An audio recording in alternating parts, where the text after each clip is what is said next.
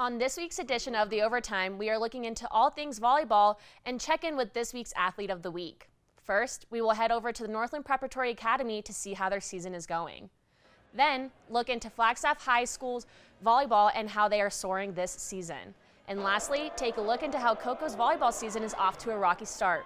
All that and more on this edition of The Overtime.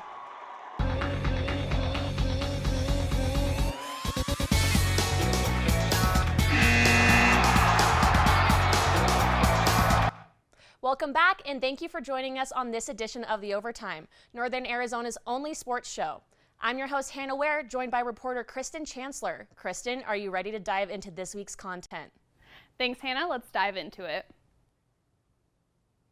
The NPA girls volleyball team is 1-5 this season, landing them to be ranked 31st in their conference. KRISTEN, what does this team have going for them, and what do they need to do differently to improve on their overall rank in the state? Hannah, this team has not had the best start to the season, but they have been fighting hard. In the Spartans' first game, they lost 3-0 to Valley Lutheran, and in the following games, they lost 3-1 against Williams and Red Rock, as well as 3-2 against Desert Heights Prep. However, they were able to take home a win 3-0 Monday against North Point Prep. While in the past, home court advantage has played a factor into gameplay, with COVID restrictions this season, the energy in the arena isn't the same. Key players for this Spartan team include outside hitter Maggie Auza, who has a .156 hitting percentage and 136 kills. Auza is a key asset to this team's victory and is an outlet for teammates to get the ball to. Another standout player is senior libero Natalie Hansen, who has 40 kills this season alone.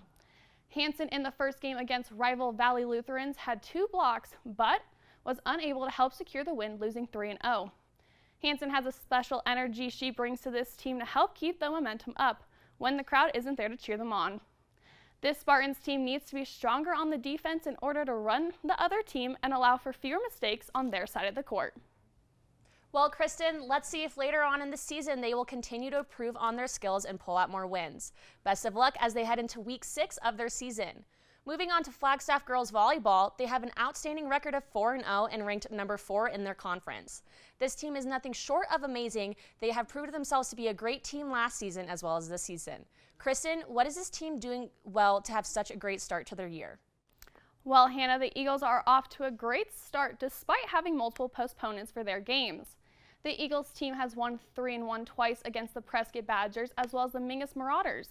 They went 2-1 with Cactus High School after the game being rescheduled, and 3-0 against the Bradshaw Mountain Bears and the Mojave Thunderbirds. The Eagles are a team that utilizes the entirety of the court, whether home or away, finding the holes of the opponents and driving that ball home, which has helped this team come out on top.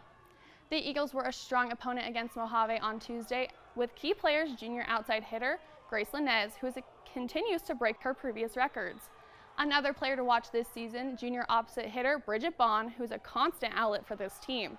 Bond is an amazing hitter and has a .250 hitting percentage this season. This Flagstaff team was set to face off against their rivals, the Coconino High School Panthers, last Tuesday, but due to COVID concerns, it was postponed.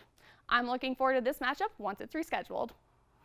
Well, the expectations for these girls going into the 2020 season, and they have proved it so far. The rival game against the Panthers will be a good one, and good luck to this team going forth. Heading over to the other side of town, we are looking into the Coconino girls volleyball team. They have canceled 6 out of 8 games on what seems to be from COVID concerns. Due to exposure, they have had to take a 2-week break by CDC guidelines. This team currently stands 1-1 overall. KRISTEN, what is the outlook for these girls' season? Hannah, this team is definitely off to an unusual start and not a good one with so many cancellations. The Panthers players are not getting the reps needed to produce wins, and with inconsistency of court time, it could leave this team to lack in strength when getting back in the swing of things. Shooting off some numbers here, the Panthers have an average kill per set of 11.9 and an ace per set of 3.2, both sitting above the national average. However, looking at their total blocks and serving aces, they sit way below the national average. Players who bring the heat for this team include junior libero Elise Palmer, who leads the team in attacks and blocks. Palmer is the key for this team and the outlet her coaches look for. Another player to watch, junior outside hitter Kate Clifton, who is right behind Palmer in leading attacks and blocks. Clifton has a hitting percentage of .194, which is above the national average. Senior outside hitter Brooke Parker is a threat on the court, being one of the top leaders in kills, averaging a 38.5 kill percentage this season alone. These players have been driving this team on and will need to continue to strive as they are waiting to begin play once again. This Panthers team will need to find their strength and weakness fast once returning to the court and be a strong defense and offense to face off against their competitors. It's hard to have a prediction on what these girls' seasons will look like going forward. All I can say is best of luck as they battle the concerns of COVID-19, and we hope to see them on the court soon. Stay tuned, where a recent grad is now after the break.